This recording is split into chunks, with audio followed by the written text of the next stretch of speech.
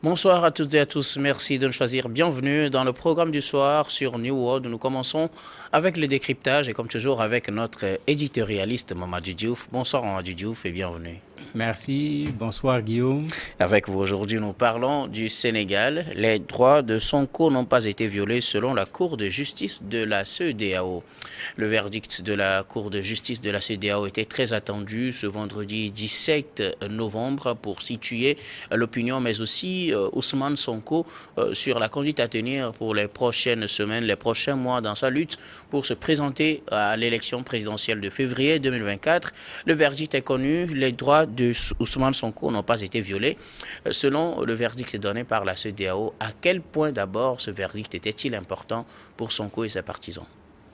En fait, ce qui se fait d'habitude, c'est quand on a du mal à pouvoir être satisfait de jugements à l'intérieur de son propre pays, la Cour de justice de la CEDEAO est là pour aller vers elle et espérer avoir à son niveau ce qu'on n'a pas pu avoir avec les juridictions au niveau national. Donc il y avait un espoir qui était là, bien que les gens n'étaient pas dupes. C'est la CEDEAO qui souvent sort par là où on ne l'attend pas. Mais quand même, vous avez beaucoup de Sénégalais qui se disaient que les choses sont très claires. Les droits de Sonko ont été violés, c'est indiscutable. C'est l'occasion pour que la CEDEAO, à la limite, redore son blason en tenant un discours qui va être un discours acceptable.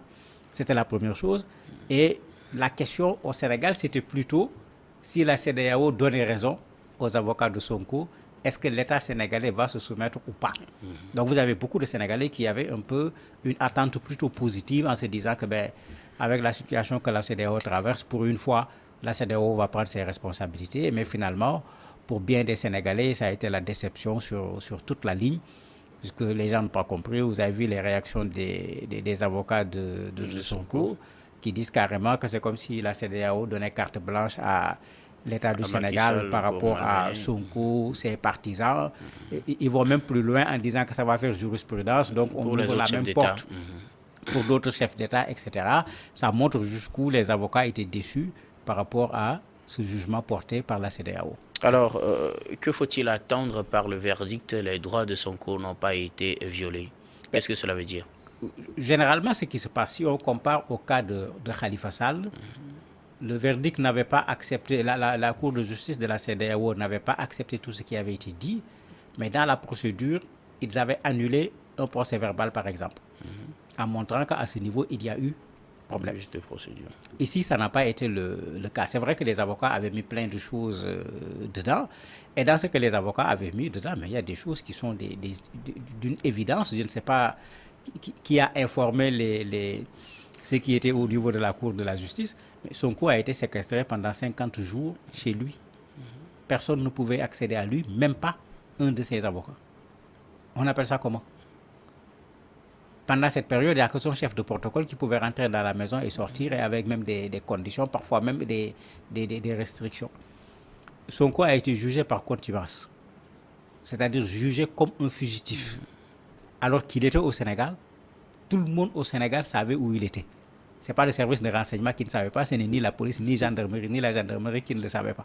On s'attendait à ce qu'on donne à l'époque un mandat d'amener, ce qui n'a pas été fait. Mais tout à fait. Mais quand vous regardez ce qui s'est passé, c'est à dessein que cela n'a pas été fait, parce que eux, ce qu'ils voulaient, c'est de pouvoir le juger par contumace. C'était la première chose. C'est dire que le monsieur ne se fera pas prisonnier, puisqu'il a tendance à défier un certain nombre de choses, et eux, ça règle leur affaire. Dès qu'on le juge par contumace, avec la contumace, c'était déjà suffisant pour qu'il ne puisse plus être candidat, puisque toutes ces procédures judiciaires, l'objectif est exactement le même, c'est qu'il ne soit pas candidat. Et c'est pourquoi, à chaque fois que, d'un point de vue juridique, on a trouvé une porte de sortie pour Sonko, très rapidement, on referme la porte qui a été trouvée. Le dernier cas, c'est le juge de Ziguinchor qui dit remettez-le sur les listes électorales. Mais les textes sont extrêmement clairs en la matière. Ce que le juge dit doit être d'application immédiate. On doit le remettre au niveau des listes.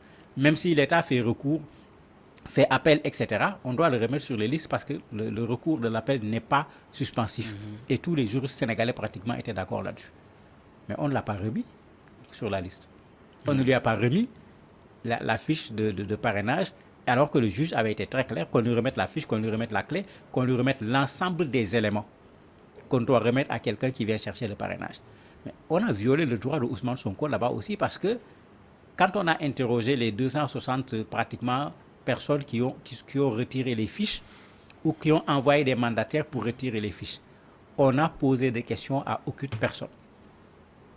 Aucune personne.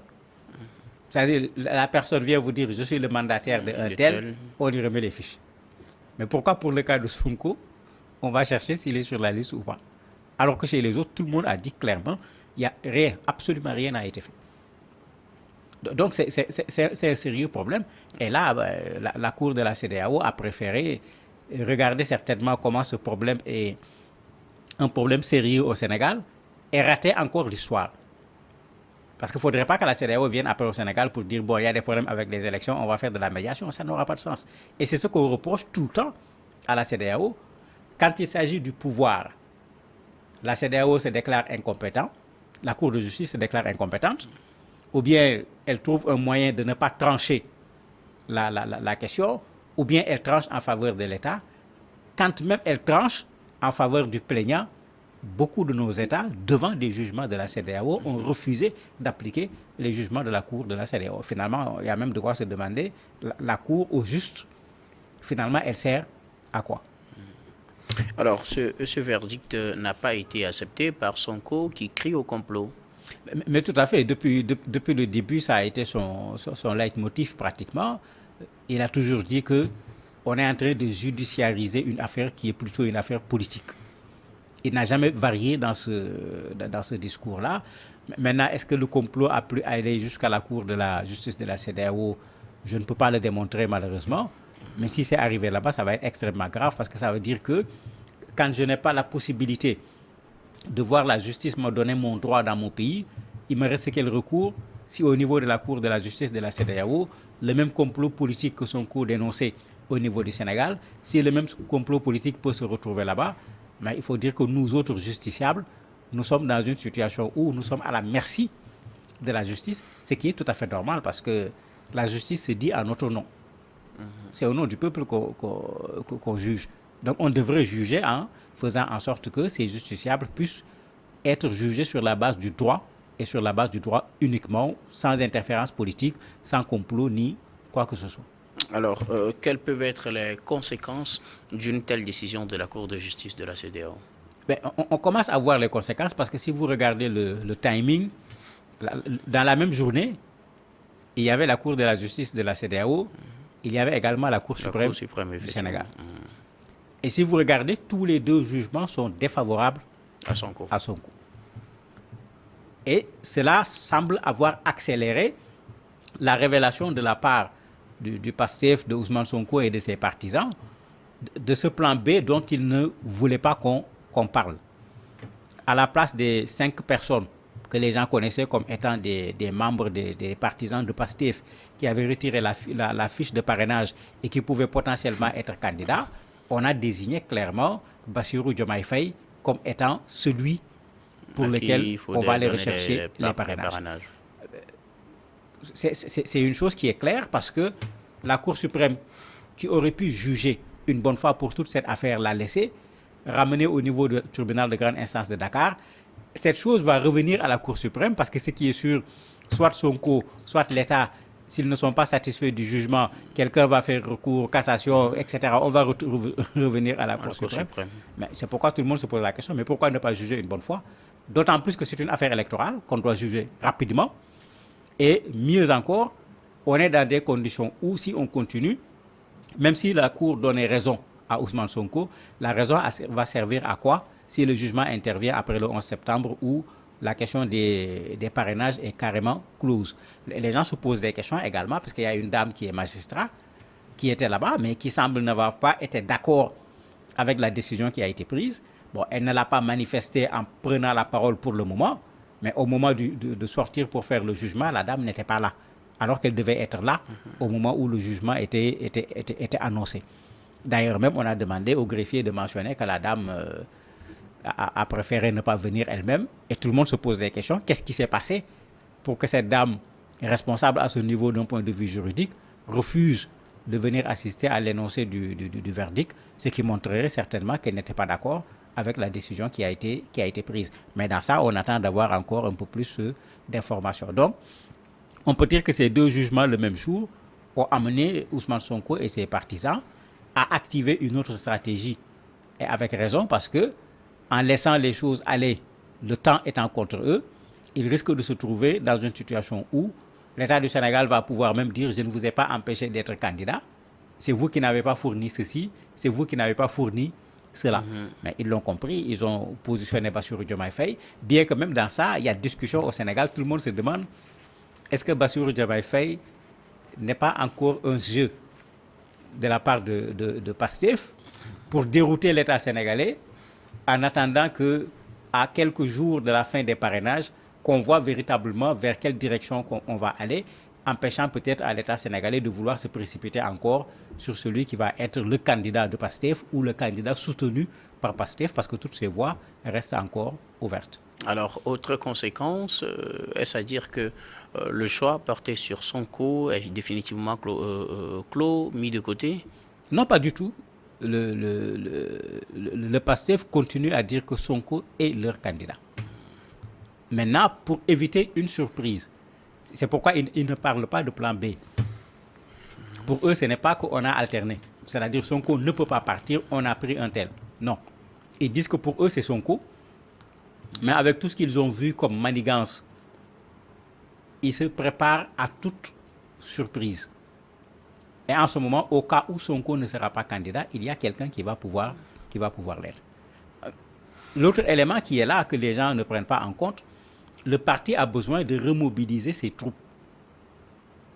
Et le parrainage est une occasion pour le faire, puisqu'il va falloir chercher des signatures à travers tout le Sénégal. D'ailleurs, ils l'ont très bien compris. Ils disent qu'ils veulent minimum 1 million de parrains, voire même plus, pour montrer à l'État du Sénégal que la peur que tu as, elle est toujours là.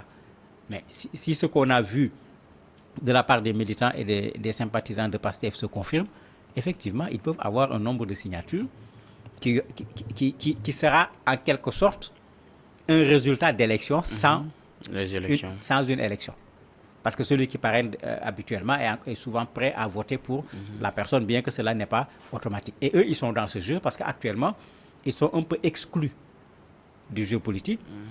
Les autres alliés qui étaient avec eux dans Yewwi Askan Wi en particulier, chacun est en train de se battre pour avoir ses propres parrainages, de sorte que, à part la cause, les leaders alliés pour la candidature de Ousmane Sonko et quelques individus, mais on ne voit plus des gens véritablement sur le terrain politique travailler à ce que soit Ousmane Sonko soit libéré ou que Ousmane Sonko soit candidat. Alors, quelles peuvent être les conséquences de cette décision sur la carrière politique d'Ousmane Sonko s'il arrivait qu'il ne se présentait pas à ces élections? Il y a plusieurs hypothèses devant nous. La première, que ce soit Bassirou Diomaye Faye, qui soit le vrai candidat, ou bien le candidat pour faire un peu... Détourner les attentions. Voilà, détourner l'attention du gouvernement pour bien préparer le vrai candidat. Si le vrai candidat du PASTEF, ou bien le vrai candidat soutenu par le PASTEF, gagne les élections, mais tout le monde sait ce qui va se passer. Ousmane Sonko ne sera pas le président de la République du Sénégal, mais il ne restera pas en prison, très certainement. Donc ça, c'est une des perspectives, parce que, et c'est là où certains de PASTEF, comme Diallo Diop, avaient raisonné de façon très claire, mais peut-être il a parlé trop tôt. Mais il avait dit aux gens, qu'est-ce que vous voulez? Si Ousmane ne peut pas être candidat, il faut qu'on accepte qu'il ne peut pas être candidat. Et à défaut qu'il soit candidat, pour donner une leçon à ceux qui l'ont empêché d'être candidat, il faut les gagner dans les élections. Et en ce moment, vous gagnez 2 fois. Ils ont empêché à Sonko d'être candidat. Sonko a été déterminant dans leur échec au moment des élections. Et la deuxième chose, toute cette procédure qu'on a engagée contre Sonko risque de se réduire comme une peau de chagrin si c'est quelqu'un soutenu par Sonko ou quelqu'un de PASTEF qui gagne les élections. Donc, il y a des enjeux qui dépassent le caractère électoral, tout simplement. Et le PASTEF nous a habitués qu'ils ont un projet. Sonko était un porteur. Il y a d'autres qui sont en mesure de le porter. Et Bassirou Diomaye Faye, incontestablement, quand vous regardez Sonko, vous regardez Bassirou Diomaye Faye, c'est la même trajectoire à l'université, au niveau de l'ENAM, au niveau de l'inspection des impôts, ils ont créé ensemble le syndicat. C'était la première fois qu'on créait un syndicat au niveau des impôts. Le parti politique, ils l'ont créé ensemble, etc. Mais quand vous regardez le profil, le parcours des deux, mais l'un ou l'autre, c'est presque la même chose. Maintenant, de la même manière, comme disait quelqu'un en provoquant, c'est tellement la même chose que tous les deux sont en prison. Et voilà, justement, les deux sont en prison. Nous arrivons pratiquement à la fin de cet entretien. Que retenir de ce verdict de la CEDEAO? Les droits de Sonko n'ont pas été violés. Oui, les Sénégalais considèrent, une bonne partie des Sénégalais considèrent que les droits ont quand même été violés à plusieurs reprises. Et une bonne partie des Sénégalais n'ont pas compris en se disant que bon, la CEDEAO n'a pas voulu peut-être mettre en difficulté le pouvoir en place. Et ce n'est pas ça le rôle de la Cour de justice de la CEDEAO. Elle devrait pouvoir porter des jugements qui anticipent sur des crises éventuelles. Si elle le fait, elle pourra petit à petit redorer le blason de la CEDEAO parce qu'actuellement, il faut le dire, ce blason de la CEDEAO n'est pas du tout ce que l'on attend. Merci beaucoup à vous, Mamadou Diouf, d'avoir répondu à nos questions. Merci également à vous, très chers téléspectateurs, de nous avoir suivis. C'est la fin de ce numéro du décryptage. Je vous retrouve tout de suite pour la suite du programme du soir sur Noura d'Info.